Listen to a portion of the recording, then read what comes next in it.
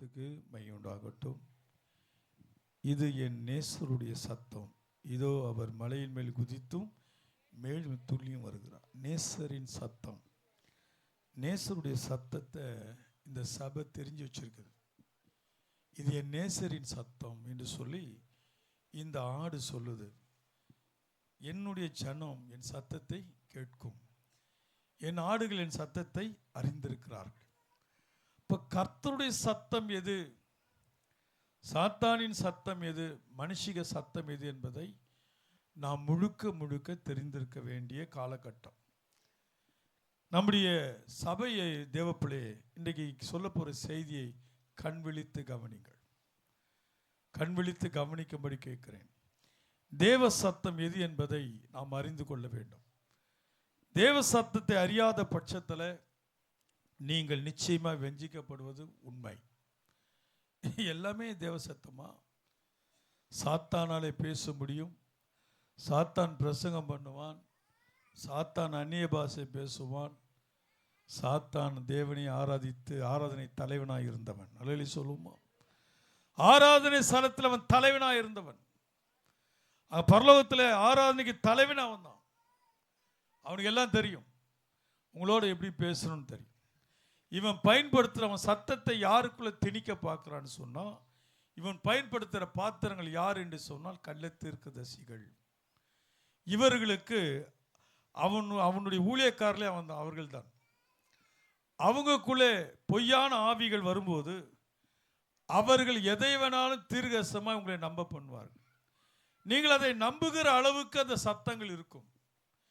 நீங்களே எழும்பி கேள்வி கேட்பீர்கள், கர்த்தருடைய நாமத்தில் தானே சொன்னார்கள், கர்த்தருடைய நாமத்தில் தானே பேசுகிறார்கள் என்று சொல்லி வஞ்சிக்கப்பட்டது அறியாமல் வார்த்தைகள் இப்படி வரும்போது நீங்கள் தெரிந்து கொள்ளலாம், நீங்கள் எங்கேயோ மிஸ்டேக் பண்ணிட்டீங்க, உங்களுடைய பேச்சுகள் மாறிவிட்டது, உங்கள் தேவ சத்தத்தை நீங்கள் கீழ்ப்படியாமல் ஏதோ ஒரு சத்தத்துக்கு நீங்கள் சாயிறீர்கள் என்பது நீங்கள் அடையாளம். இது அப்போ தேவ சத்தம் தீமையானதை பேசாது. நீ எப்படி வேணா வாழ்ந்துக்கோ, கர்த்தர் உன்னை ஆஸ்வதிப்பார். இன்னைக்கு நான் யூடியூப்ல நிறைய பார்க்குறேன், நீ எப்படி வேணா இருந்துக்கோ. நான் வெளிப்படுத்தினது ஆதியாகமத்தை வெளிப்படுத்தின நான் கேட்குறேன், எங்கேயாவது ஆண்டவர் நிபந்தனைக்கு இல்லாத ஒரு ஆசீர்வாதத்தை சொல்லியிருக்கிறாரா? சொல்வாரா? நிபந்தனை இல்லாமல் சொல்லவே மாட்டார். நீ இதை செய்தால் நான் அதை செய்வேன். அல்லேலூயா சொல்லுமா? நீ இதை செய்யலைன்னா நான் அதை செய்ய மாட்டேன். ஆழ்த்தத்துவம் கொண்ட ஒரு தேவன். அப்போ அவருடைய சத்தம் என்ன சொல்லுதுன்னா, நீ எதை எப்படி வேணா பாவம் பண்ணிக்கோ, நீ குடிச்சுக்கோ, தண்ணி அடிச்சுக்கோ, என்ன வேணா பண்ணி. ஒருத்தர் கெட்ட வார்த்தை பாசி ஆராதிக்கிறாங்க. எப்படி ஆராதிக்கிறான்? ஒரு சாதாரண மனுஷன் ரோட்டில் ஒரு குடிகாரன் பேசுகிற கெட்ட வார்த்தையை சொல்லி வொர்ஷிப் பண்ணுறான். அதை ஆராதிக்கிறதுக்கு ஒரு 50 பேர் இருக்கிறான். இவன் எந்த ஆவியில் ஆராதிக்கிறான்?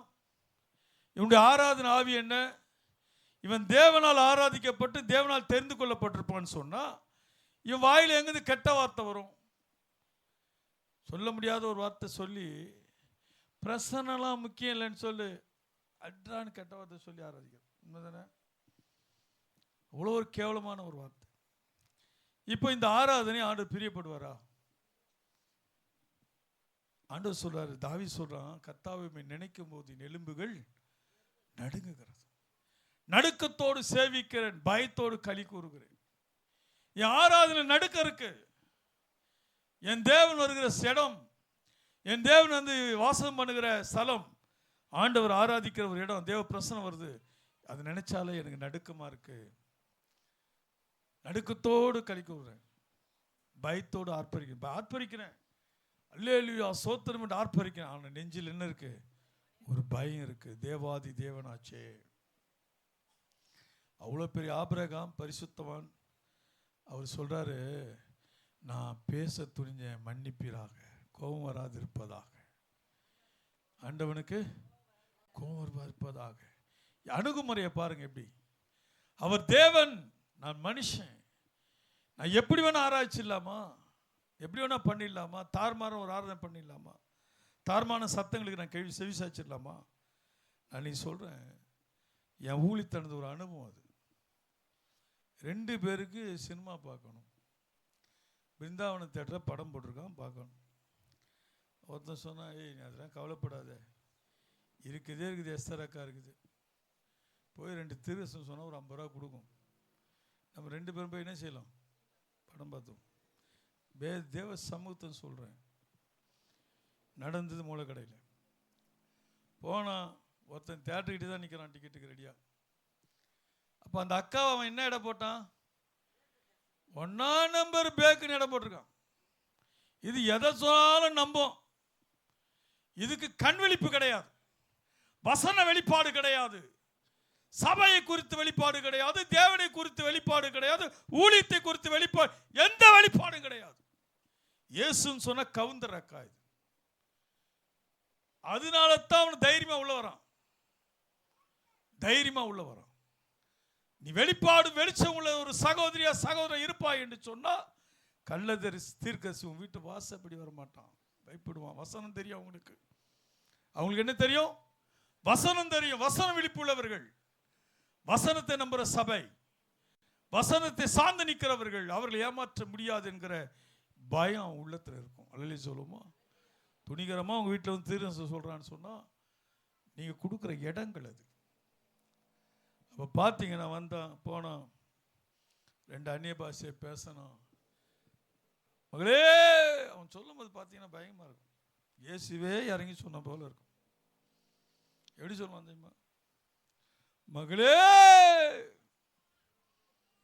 என்னடா மகளே. நாங்கள் ஒருத்தர் மைக்கு கொடுத்தோம், சுவிசேஷன் பண்டுட்டியில் சுவிசேஷன் சொல்கிறான், ஒரு சாட்சியை சொல்கிறான்னு மைக்கு கொடுத்தா, சரஸ்வதி யார் அந்த சரஸ்வதி? ஏய் மைக்க கொடுலைங்க, நாங்கள் என்ன சொன்னா சொல்லு. உங்கள் சாட்சியை சொல்கிறான்னா சரஸ்வதி பொண்டாட்டியா சரஸ்வதி? யாரோ ஒருத்தி சரஸ்வதி எங்கள் வீட்டுக்காரன்னு சொல்லிட்டு என்ன பண்ணுவேன்? இதே டிபி சார் நடந்தது அண்ணா சமுத்திரக்கிட்ட. நம்ம ஆவடி தாமசையா பிரசங்கம். ஒருத்தர் பாட்டு தான் கேட்டார், கானக்குயில்னு ஒருத்தர் வந்தார் வேசார்பாடு. தாத்தா கிட்ட ஒரே தொல்லை. அவர் ஏன்பா ஒரு பாட்டு தான் கொடுப்பா, தொல்லை பண்ணுங்கிறான். சரி பாட்டை கொடுத்துருவோம். சரி ஒரு பாட்டு பாடுவார். கானக்குயில் வந்து கானக்குயில் பாடிட்டு போக வேண்டியது தானே. லட்சுமி யார் எந்த லட்சுமி? ஆவடி தாமஸ் பார்த்தாரு. லே லட்சுமி பொண்டாட்டியா? மைக்க போடுங்களா அவன்கிட்ட. உன்னை பாட சொன்னால் பாட்டு போல தேவையில்லாம் பேசிட்டு பாடிட்டு இருக்காது. ஏன் அவங்க அவ்வளோ தெளிவாக பேசுகிறாங்க? சத்தியத்தை ஊறி நிற்கிறார்கள். வேத வசனம் ஊறி நிற்கிறது. வேத வசனம் கண்ணை திறந்திருக்கிறது. அவங்க இருதயத்தை திறந்து வைத்திருக்கிறது. லீதியாவின் இருதயம் வேத வசனத்தை கேட்டு திறந்தது போல திறந்திருந்தார்கள் அன்றைக்கு இருந்த பரிசுத்தவான்கள். அல்லேலூயா சொல்லுமா? லேசில் ஏமாற்ற முடியல. இன்றைக்கு எளிதில் ஏமாற்றப்படுகிறோம். வாங்கினா பைசாவை நறுபவி படம் பார்த்து வந்துட்டான். ஆண்டவர் விடுவாரா இந்த பாவத்தை? விடுவாரா? எஸ்தர் அக்காவுக்கு ஆசீர்வாதம் வருமா வராதா? எஸ்தர் அக்கா ஆசீர்வதிக்கப்படுமா படாதா? ஏன் படாது? இப்போ தெளிவாக இருங்க. கள்ளத்துக்கு நீ நம்புறது உன் தப்பு தான். அது இல்லாமல் கருவாட்டுக்கு டப்பாவில் வச்சு உப்பு டப்பாவில் வச்சு காசு எடுத்து கொடுத்தது தப்பு. ரெண்டுமே தப்பு. இப்போ நைட் பேரில் எங்கள் ஐயாவுக்கு வெளிப்பாடு வருது சொல்லிட்டாரு. என் நாமத்தில் பொய்யான திரு சொல்லிட்டு படத்துக்கு 2 பேர் எழும்பலான்ட்டார். இது தேவ சத்தம். தேவ சத்தத்தை அறிந்து கொள்ளுங்கள். ஜெபிக்காத எவருக்கும் தேவ சத்தம் உண்டாகாது. அடுத்த வருஷம் சொல் நேரம் இல்லையா. நேசர் வெளிமானுக்கும் மறைக்குட்டிக்கும் ஒப்பாய் இருக்கிறார். இதோ அவர் எங்கள் மதிலுக்கு பொறுமை நின்று பழக்களின் வழியாக பார்த்து கருத்து வழியாக தமது மலர்ந்த முகத்தை காண்பிக்கிறார். உங்கள் ஜன்னல் வழியாக யார் பார்க்குறா? இயேசு எங்கேருந்து பார்க்குறாரு உங்களை? ஏன் நீங்கள் கதவு திறக்கலைங்க? ஜன்னலில் திறந்து வச்சு தூங்கிட்டு இருக்கீங்க. ஜன்னல் வழியை எட்டி பார்க்குறாரு. ஃபஸ்ட்டு பாயிர் தான் இருந்தது வீட்டில். நல்லா ஜோம் பண்ணும். இப்போ குஷன் பெட் வந்துடுச்சு. ஆண்டவரே சாரி, இப்போது பெட்லாம் வாங்கிட்டோம். நீங்கள் அதே பழைய மாதிரி நினைக்காதீங்க. நான் இன்றைக்கு சொல்லுகிறேன், சீமானாக இருந்த ஆபிரகாமுக்கு சீமானுடைய வாழ்க்கை ஆவிக்குரிய வாழ்க்கைக்கு தடையாக இருந்ததில்லை. அல்லேலூயா சொல்லுமா? விசுவாச வாழ்க்கைக்கு ஆசீர்வாதம் தடையாக இருந்தது. அதுக்கு ஒற்றுக்கொள்ளவே இல்லை. அவர் சீமானா இடம் கொள்ளாதபடி கர்த்தர் ஆசீர்வதித்திருந்தார். ஆபிரகாம் இருதயமோ அதை சார்ந்திருக்கவில்லை, அதை சார்ந்திருக்கவில்லை, அதை நாடி இருக்கவும் இல்லை. ஆதியில் இருந்த அன்பை ஒரு நாளும் விடாதபடி காத்து கொண்ட ஆபிரகாம். நாமும் ஆதியில் இருந்த அன்பை என்ன செய்யணும்? விடுறோம். வசதி வாய்ப்புகள் வர வர கொஞ்சம் விட ஆரம்பிக்கிறோம். வசதி வாய்ப்புகள் வந்தால் விட வரும். எங்கள் வீட்டில் ஒரு சர்ச்சு நடந்தது, மலையாளி சர்ச்சு நடந்தது சோலமேட்டில். ஒரு மனுஷன் சைக்கிளில் வந்தான். சைக்கிளில் வந்து ஃபேமிலியாக வருவான். அவனு ஒரு எப்படியோ ஒரு ஆசை வச்சுட்டு ஒரு காரை வேண்டாம். அந்த சர்ச்சு காலி பண்ணி அவங்க ஒருத்தன் தான் காரணம். நல்லா ஆராதிப்பாங்க, 150 பேர்ட்ட வருவாங்க. நம்ம சபை முடிச்சுட்டாங்க போய் நின்னா வீட்டில் அவங்க பிரசனை, அவங்களோட பிரசனத்தில் நான் உணர்வேன். அவ்வளோ இப்படி ஒரு ஆராதனை நடக்கும். மலையாளிஸ் எல்லாம் பயமாக ஆராதிப்பாங்க. அவன் சொல்லிட்டான், நான் கார் வாங்கிட்டேன், பாரித்தூரில் பார்க்கிங் இல்லை, அதனால் நான் வேறு சபைக்கு போகிறேன். பாவம் அந்த செக்ரட்டரி, அந்த பாஸ்டர் எல்லாம் போய் கெஞ்சுறாங்க. நானும் போய் பேசினேன். அவன் பேச்சு அப்படி தான் இருந்தது. நான் சொன்னேன், பிரதர், ஆசீர்வாதம் வந்த உடனே நீங்கள் மாத்திர நினைக்காதீங்க. உங்களுக்கு பார்க்கிங் நான் ரெடி பண்ணி தரேன், அந்த கோயில்கிட்ட போய் விடுங்க, விட்டுட்டு வந்து ஆராதிங்க. அங்கேருந்து நான் சொல்கிறேன், அப்படியே சர்ச்சு அவர் ஃபுல் பீட்டுக்கிட்ட கார் நிற்கணுங்கிறான். எப்படி யோசிங்க, பேசுகிறான் பாருங்க, அப்படி பேசுகிறான். நான் யோசித்தேன், உனக்குள்ளே விளங்காத ஒரு ஆவி நுழைஞ்சிடுச்சு, இனி அது உன்னை வாழ விடாது. சீமான ஆவது தேவ சித்தம், சீமான ஆனாலும் பழமை மறப்பாது இருப்பது தான் உன்னுடைய குணம். வெளியே சொல்லுமா, ஐஸ்வர்யம் எனக்கு தடை கிடையாது, என் ஆண்டவரை ஆராதிக்க. வசதி வாய்ப்புகள் தடை கிடையாது என்று என் அழைப்பை நான் செய்து முடிக்க. வசதி வாய்ப்புகளோ ஆசீர்வாதங்களோ என் தேவனுடைய ஊழியத்தை செய்ய எனக்கு தடை கிடையாது. அது வரட்டும் ஒரு பக்கம், அது ஒரு பக்கம் இருக்கட்டும். பேங்க்ல நிறைஞ்சிருக்கட்டும், வீட்டில் நிறைஞ்சிருக்கட்டும், எங்கே நிறைஞ்சிருக்கட்டும் ஆசீர்வாதம். ஆனால் என் தேவன் எனக்கு வைத்த படியை விட்டு நான் விலக மாட்டேன். அல்லேலூயா சொல்லுவோமா? என் தேவன் விட்ட பாதை விட்டு நான் மாற மாட்டேன். இதெல்லவா நமக்கு பெரிய பாக்கியமான குணம். அடுத்த வசனம் சொல்லு பாருங்க, என் நேசனோடு பேசி என் பிரியமே ரூபவதியே எழுந்து வான்னு சொல்றாரு. என் ரூபவதி, நீ என்ன பண்ணு, எழுந்து வா. தேசம் அழியுது, ஜனங்க அழியிறாங்க, நீ எழுந்து வா, நீ உறங்காது, உறங்குற காலம் இல்லை. உன் பிள்ளைகளுக்காக ராசாமத்தில் முழங்கால் என் கையெத்திக்கு உயர்த்தி செபி. உன் பிள்ளைகளுக்காக ஜெபம் பண்ணு. தேசத்தில் எவ்வளவு பேர் அழிஞ்சு கொண்டிருக்கான் பிள்ளைகள். குடியிலும் வேசித்தனங்களிலும் எல்லா போதைப் பொருட்கள் அடிமையாக இளைஞர்கள் சாகிறார்கள். அவங்களுக்கு மதியம் தாசியா இருக்கு பாருங்க. ஒருத்த ஆக்சிடென்ட் ஆகி செத்தாலும் அந்த பாடி இவன் பார்த்தா கூட அதே மாதிரி இவன் ஓட்டுறாங்க. அப்போ அவனுக்கு என்ன இருக்கு? மதியனும். அவ்வளோ கேர்லெஸ்ஸாக வாலி பிள்ளை வாழ்றானுங்க, ரொம்ப கேர்லெஸ். ஆனால் அழப்போறது யாரு? பெத்த தாய் தப்பம் தான். ஃப்ரெண்ட்ஷிப் யாரும் கிடையாது. ஜிஹெச்சில் ஜெபம் பண்ண போனேன். ஒரு அம்மா கூப்பிட்டாங்க, பைபிள் தலையில் வச்சுருக்காங்க, பையன் தலையில். என் பையனுக்கு கொஞ்சம் ஜெபம் பண்ணுங்களேன்னு. அவனுக்கு ஒரு 22 வயசு தான் இருக்கும், சின்ன பையன். என்னப்பா பிரச்சனை உனக்கு? என்ன? அவனை இப்படி தூக்கி நிமித்தினா முதுகு ஃபுல்லாக பெரிய ஓட்டை, இவ்வளோ புழு இருக்கு உள்ள. அதை அப்படியே நர்ஸுங்க போட்டு எடுக்கிறாங்க. அவனுக்கு தொண்டையிலிருந்து பாதை வரைக்கும் உணர்வு கிடையாது. அதுக்கு மேலே பேசுகிறான். நம்ம பேச முடியல அவனால். நம்ம சொல்கிறத கேட்குறான், அழுறான், தேம்பி தேம்பி அழுறான். 2 தான் அவனால் பண்ண முடியும். என்னம்மா அப்படி ஆயிடுச்சுன்னு கேட்டேன். ஏதோ ஒரு போதைன்னு சொன்னாங்க, ஞாபகம் இல்லை. அது மென்னுட்டு துப்பிட்டா போதை வருமாயா? என் பிள்ளை தெரியாமல் முழுங்கிட்டு இருக்கிறான், கற்றுக் கொடுத்துருக்கானுங்க. இவன் டெய்லி முழுங்கிட்டு இருக்கிறான். நரம்பெல்லாம் செத்து போச்சு, ரத்த ஓட்டம் இல்லை. அவங்க டாக்டர் கூப்பிட்டு என்ன சொன்னாங்க, அம்மா அது இன்ஜெக்ஷன் போட்டுடலாம், நீ வீட்டுக்கு கூப்பிட்டு போங்க. அப்போ என்ன அர்த்தம்? சாவடிச்சலான்னு சொல்கிறாங்க. என் பிள்ளையே என்கிட்ட கேட்குறாங்களே சாவடிக்கணும்னு. எனக்கு எப்படியா மனசு வரும்? ஒருத்தர் பைபிள் கொடுத்தாங்க, வச்சுருக்கேன், அழுகிறாங்க. அன்பு வாலிப தம்பியே, சகோதரனே, உன் நண்பன் உனக்காக அழமாட்டான், ஜாக்கிரதை. உன் பெத்த தாய் தப்பம் தான் அழுவாங்க. உன்னோட உடன் பிறந்த அழுவான். உறவுகள் உனக்கு எல்லா பழக்கத்தையும் கற்றுக் கொடுக்குறவன் வேலையை பார்த்து போயிட்டே இருப்பான். எச்சரிக்கை. அல்லையே சொல்லுமா? இப்போ பார்த்து நீ எழுந்து வா, ஜெபம் பண்ண எழுந்து வா. அது மாற்றம் இல்லை, மாரிக்காலம் சென்றது, மழையும் பூமியில் புஷ்பங்கள் காணப்படுகிறது, குருவியில் பாடும் காலம் வந்தது, காட்டுப்புறாவின் சத்தம் தேசத்தில் கேட்கப்படுகிறது, அத்தி மரமும் காய் காய்த்தது, திராட்சை செடிகள் பூத்து வாசனை. என் பிரியமே, எருசலேம் தேசத்தை குறித்து இந்த 3 வசனம் சொல்லுது. நான் டைமில் உங்களுக்கு ஷார்ட்டாக கொண்டு போகிறேன். அப்போது அத்திமரம் பூ பூத்து காலம் வந்தது.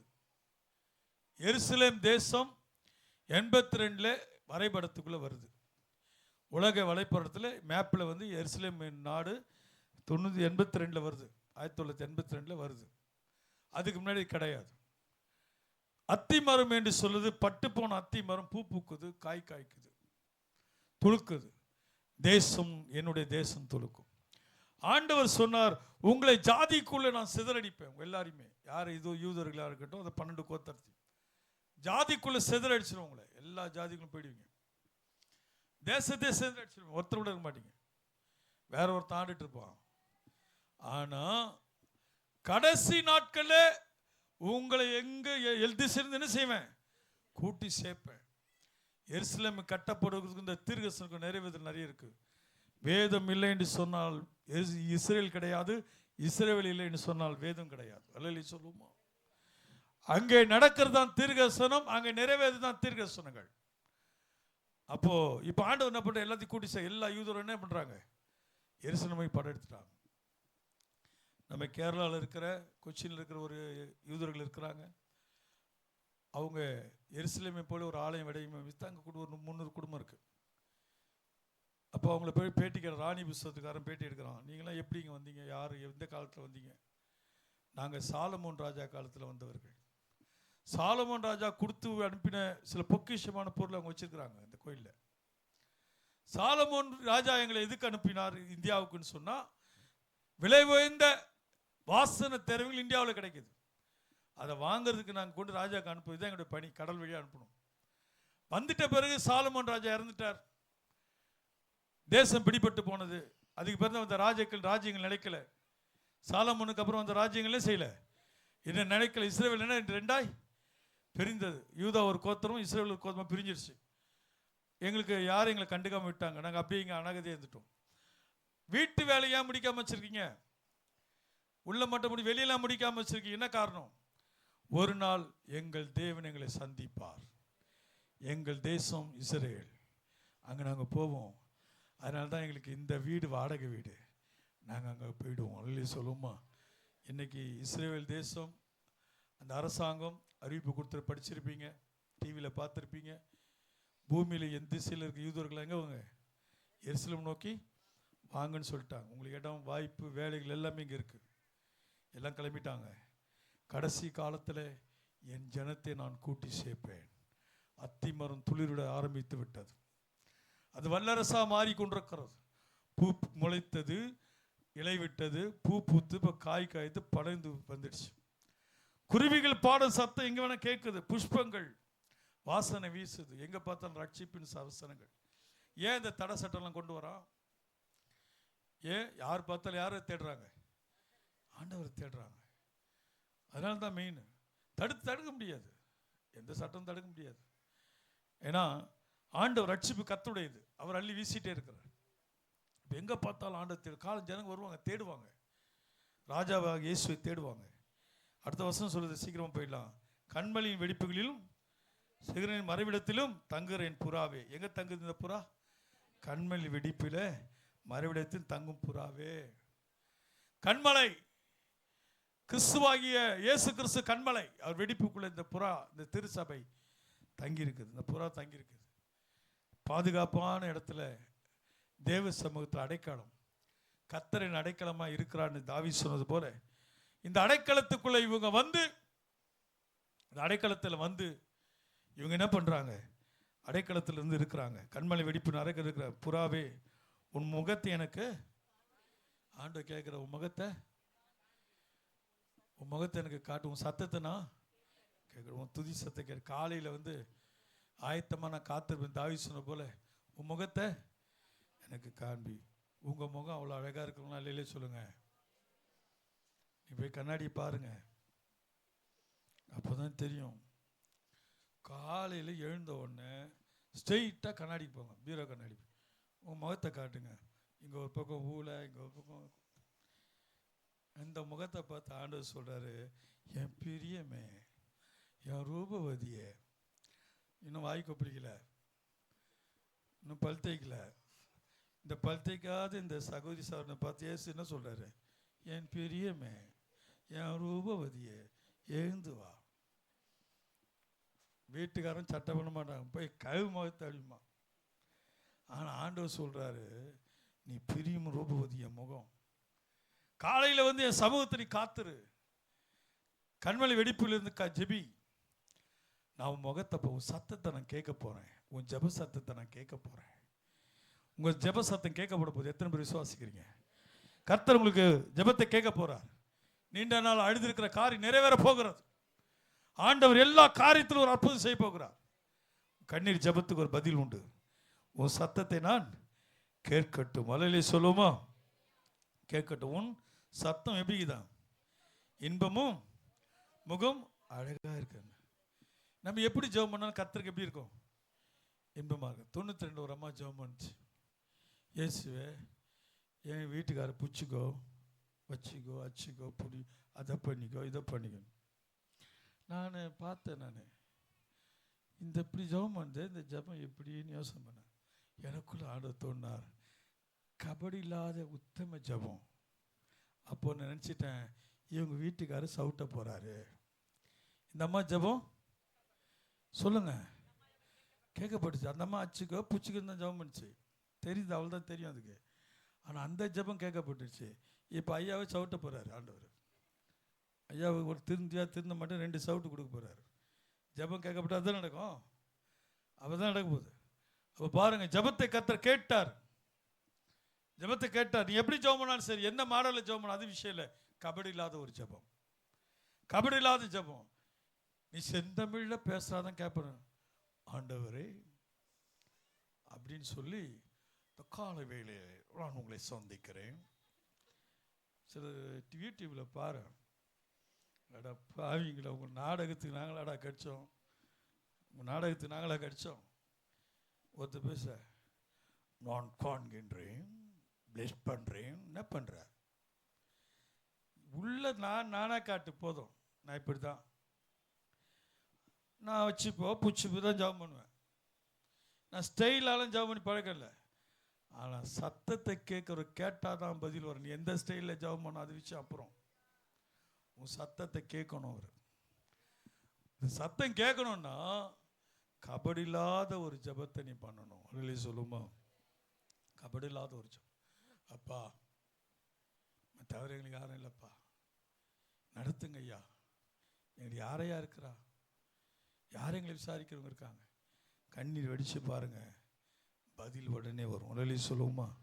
அடுத்த வருஷம் சொல்லி சீக்கிரம் முடிச்சிடலாம். அடுத்த வருஷம், ஜாத்த தோட்டங்களையும் கெடுக்கிற குளிநரிகளையும் சிறுநரிகளையும் நமக்கு பிடிங்கள். நம்முடைய திராட்சை தோட்டம் பூவும் பிஞ்சுமாங்க. சபை திராட்சை தோட்டம் இது எப்படி இருக்குது? பூவும் பிஞ்சுமா இருக்கு. நான் தான் உங்களுக்கு சொல்லிக் கொடுக்கணும், நீங்கள் எந்த ஸ்டேஜில் இருக்கிறீங்க. அதான் தொண்டை தண்ணி போக கத்தி பேசினுக்கிறேன். சபைக்குள்ள என்ன வந்துடும்?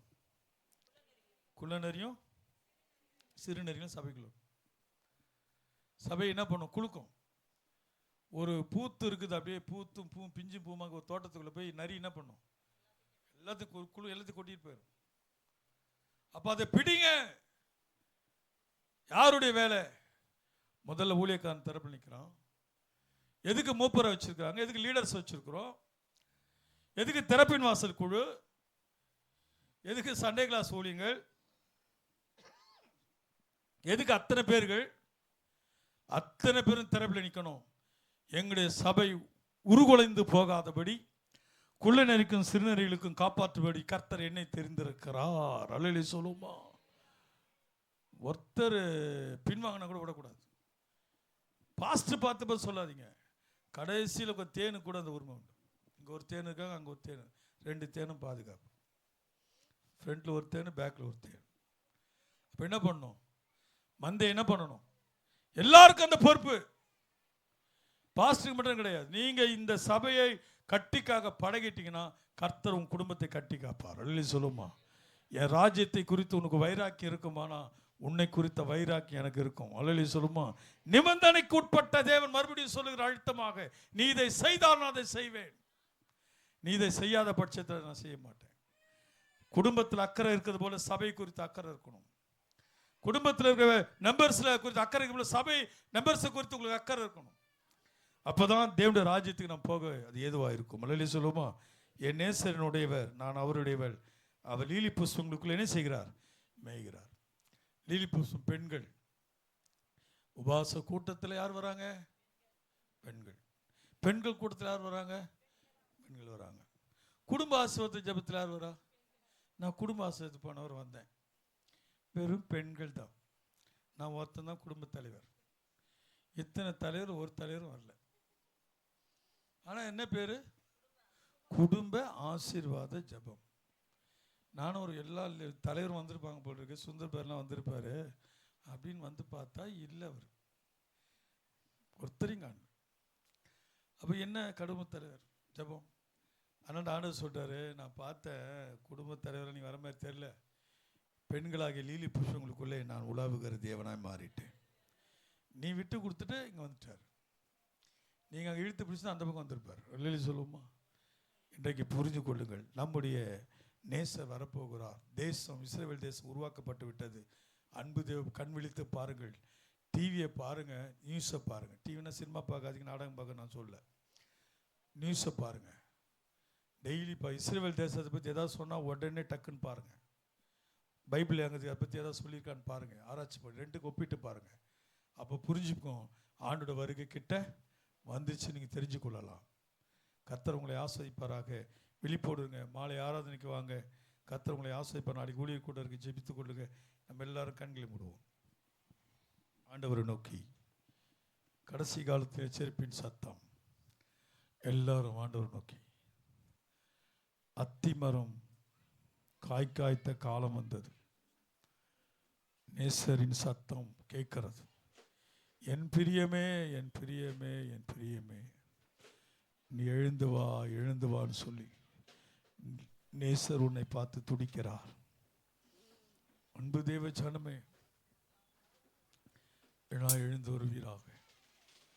தேங்க்யூலா, தேங்க்யூலா. ஆமென்.